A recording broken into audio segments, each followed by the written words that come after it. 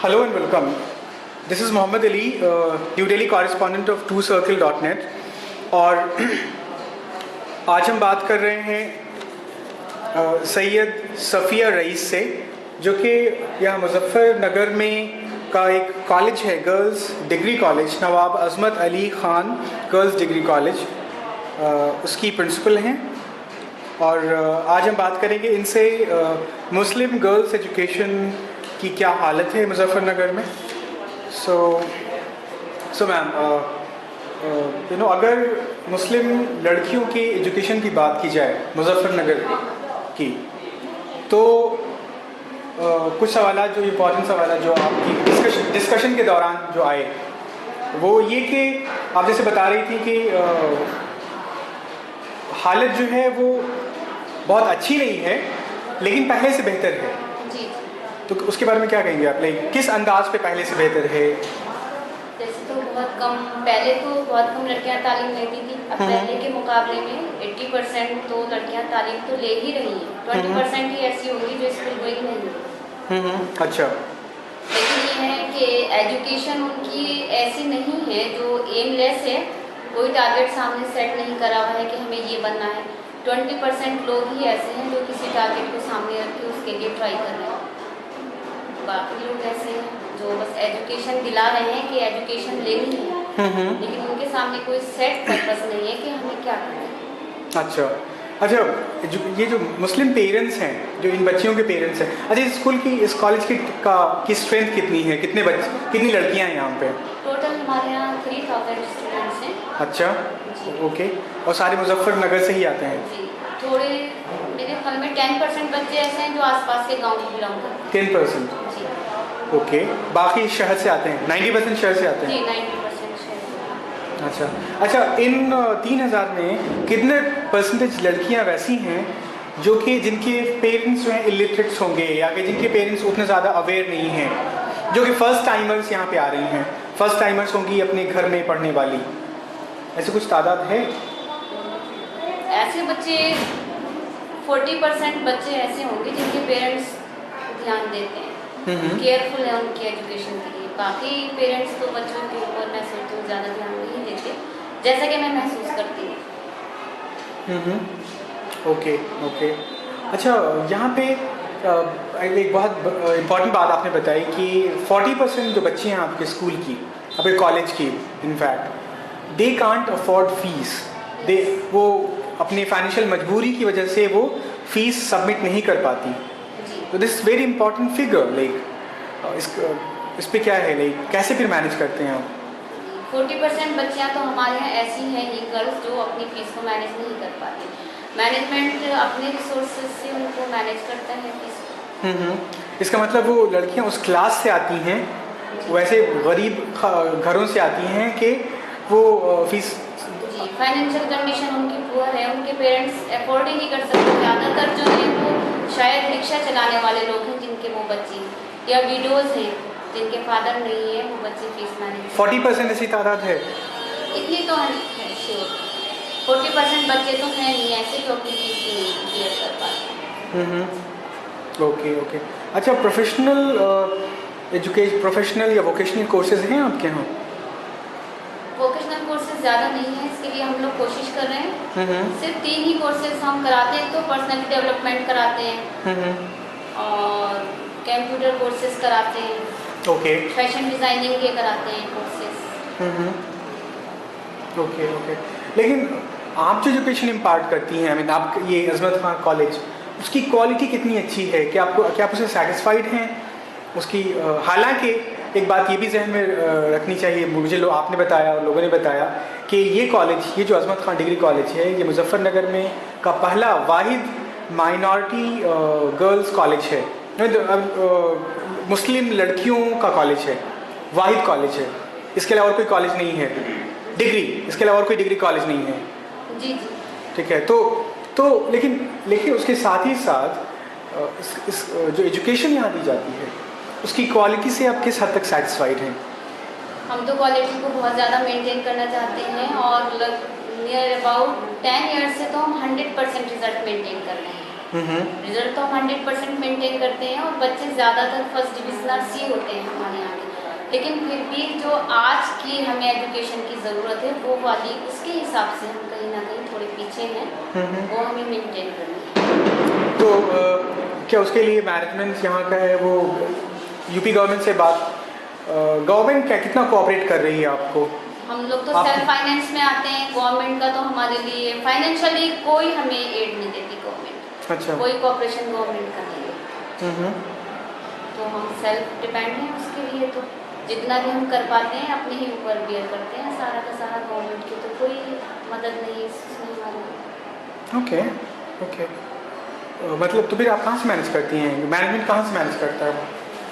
ये तो मैनेजमेंट ही बता सकता है, private resources through private resources करते हैं वो अपने रिसोर्सेज। ये मैनेजमेंट का क्वेश्चन है, वो कैसे इसको मीट आउट करते हैं। ओके। अच्छा, मुस्लिम जो गर्ल्स एजुकेशन है उसकी अगर उसकी बात करें तो चैलेंजेस क्या क्या हैं कम्युनिटी के सामने? क्या मुस्लिम लड़कियों का एजुकेशन पहले से बढ़ा है, जो जनरल एजुकेशन है?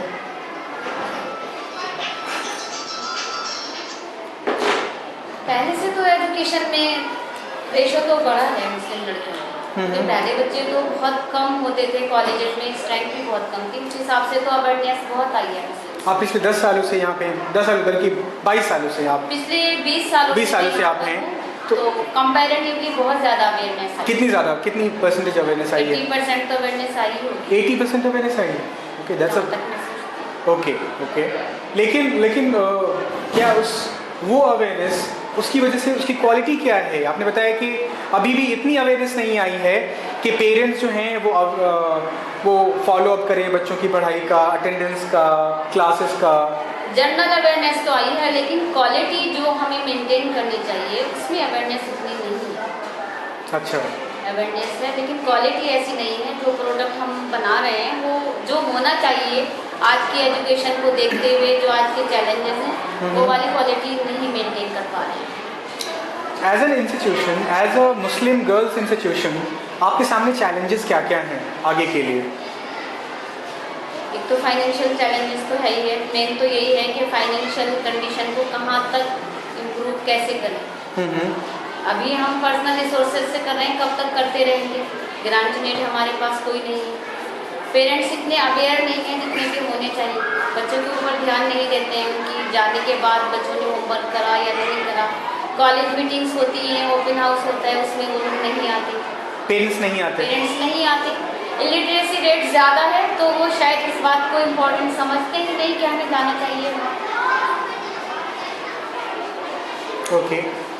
अच्छा, ये तो फाइनेंशियल चैलेंजेस है। दूसरे चैलेंजेस और क्या हैं? और कौन से चैलेंजेस हैं एज एन इंस्टीट्यूशन? और क्या क्या चीज़ें हैं आपके सामने कि ये करना है, आपको ये करना है, माइनॉरिटी स्टेटस लेना है, फाइनेंशियल एड चाहिए, और क्या चाहती हैं आप गवर्नमेंट से? अगर आप चाहें कहना, और क्या चाहती हैं? गवर्नमेंट से एड मिले, गार्जियंस में अवेयरनेस हो, और बच्चों के लिए मतलब वर्कशॉप होनी चाहिए इस टाइप की, जो बच्चों को एजुकेशन की अहमियत पता चले कि हमें एजुकेशन लेनी चाहिए। ओके। ये नहीं कि सिर्फ मतलब एजुकेशन हमारी अच्छी हो, हमें कैसे प्रोग्रेस करनी है, बिना एजुकेशन के हम कोई प्रोग्रेस नहीं कर सकते। तो ऐसी वर्कशॉप होनी चाहिए ताकि बच्चों को एजुकेशन की अहमियत पता चले कि हमें तालीम लेनी है, इसकी हमारे लिए क्या अहमियत है। ओके। अच्छा, ड्रॉप आउट रेट के बारे में हम लोग बात कर रहे थे।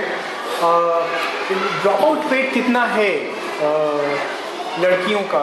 आई मीन 6th के बाद या 5th के बाद या हाई स्कूल के बाद कितना ड्रॉप आउट होता है, या होता भी है कि नहीं होता है? जहाँ तक मेरे कॉलेज की बात है, यहाँ तो ड्रॉप आउट रेट कम है। मैं सोचती हूँ लेकिन आपके कॉलेज के अलावा तो कोई कॉलेज है भी नहीं ना यहाँ पे? कॉलेज तो डिग्री कॉलेज तो है नहीं। इसके अलावा हमारे यहाँ तो ड्रॉप आउट रेट बहुत कम है, 10% ही हो। 10% है। ओके। तो आई मीन अच्छा, ये यहाँ की जो लड़कियाँ हैं क्या वो फिर ग्रेजुएशन करने के बाद भी कुछ करती हैं? आई मीन क्या सबकी शादी हो जाती है? नहीं, ग्रेजुएशन के बाद और कोर्सेज करती हैं। अच्छा। पीजी भी करती हैं। कहाँ से करती हैं? और दूसरे कॉलेजेस हैं, हम भी ट्राई कर रहे हैं वैसे पीजी की रिकॉग्निशन के लिए, लेकिन यहाँ काफ़ी और कॉलेजेस हैं जहाँ पीजी सेक्शन है, वहाँ कोशिश करती है। ओके अभी हमारे यहाँ से जो लड़की ग्रेजुएशन करके गई थी, उसने मुजफ्फरनगर डिस्ट्रिक्ट को टॉप करा है। एग्जैक्टली तो कुछ अचीवमेंट्स हैं यहाँ इस कॉलेज की, जैसे उस लड़की ने टॉप किया। अच्छा, कुछ ऐसी लड़कियाँ जो यहाँ से इस शहर को छोड़ के दिल्ली जाती हैं पढ़ने के लिए मास्टर्स, फिर जो कि प्रोफेशनल कोर्सेज लाइक कोई किसी कोई प्रोफेसर बना जो कि ऐसी भी होती है। और ख़ास तौर से जो बीटीसी वाला सेक्शन है, इसमें तकरीबन हर साल 8-10 लड़कियाँ तो हमारे यहाँ की सिलेक्ट होती हैं। ओके प्राइमरी सेक्शन के एजुकेशन है इसके, विशेष बीटीसी में सिलेक्शन हो जाता है 8-10 लड़कियों। Okay okay okay. अच्छा, इसके अलावा ये मुजफ्फरनगर जो शहर है, क्या आपको लगता है कि आपके स्कूल के अलावा और भी ऐसे स्कूल्स की ज़रूरत है, ऐसे कॉलेजेस की ज़रूरत है मुजफ्फरनगर में? बहुत ऐसे कॉलेज की ज़रूरत है हमें भी कि जो टेक्निकल कोर्सेज हैं उसकी बहुत ज़्यादा शॉर्टेज है। अच्छा, वो कोर्सेज ऐसे कॉलेज होने चाहिए जिसमें टेक्निकल कोर्सेज, उन्हीं कोर्सेज के ज़रिए ज़्यादा तरक्की कर सकते हैं हम लोग। पॉलीटेक्निक जी, लड़कियों के लिए। ओके, तो क्या गवर्नमेंट से आप यहाँ के मैनेजमेंट ने बात नहीं किया पॉलीटेक्निक के लिए, या कि और इसी में और मैनेजमेंट हमारा इसमें कोशिश कर रहा है कि हम काफ़ी कोर्सेज भी आए कुछ इस टाइप के, देखिए कहाँ तक कामयाब होते हैं। गवर्नमेंट की तरफ से रिस्पांस क्या है? गवर्नमेंट कितने हद तक कोऑपरेट कर रही है? यहाँ की जो बीएसपी गवर्नमेंट है कितने तक कोऑपरेट कर रही है आपके साथ? तो गवर्नमेंट का कोऑपरेशन तो ठीक है, अब देखिए कम मिलते हैं। Okay okay, thank you Safiya ji, thanks a lot.